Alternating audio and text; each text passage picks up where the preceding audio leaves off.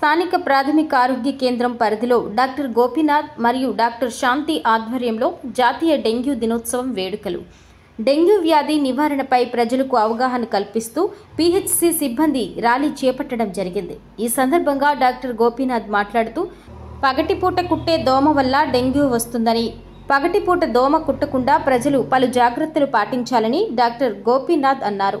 ఇంటి పరిసరాలలో నీరు నిల్వ లేకుండా చూడాలని, మురికి నీరు అధికంగా ఉన్న చోట లార్వా అధిక మోతాదులో నిల్వ ఉండడంతో దోమల వ్యాప్తి అధికమై డెంగ్యూకి కారణమవుతుందని డాక్టర్ శాంతి అన్నారు. గ్రామాలలో ప్రజలు తమ పరిసరాలను పరిశుభ్రంగా ఉండేట్టు చూసుకోవాలని డాక్టర్ గోపీనాథ్ తెలిపారు. అంతేకాకుండా గ్రామాలలో క్షయవ్యాధి పట్ల ప్రజలు అవగాహన కలిగి ఉండాలని, ఆరోగ్య సిబ్బంది ప్రజలకు అందుబాటులో ఉండి డెంగ్యూ వ్యాధిపై గ్రామాలలో ప్రజలకు అవగాహన కల్పించాలని అన్నారు. ఈ కార్యక్రమంలో కొండారెడ్డి, ఏఎన్ఎంలు, సిబ్బంది పాల్గొన్నారు.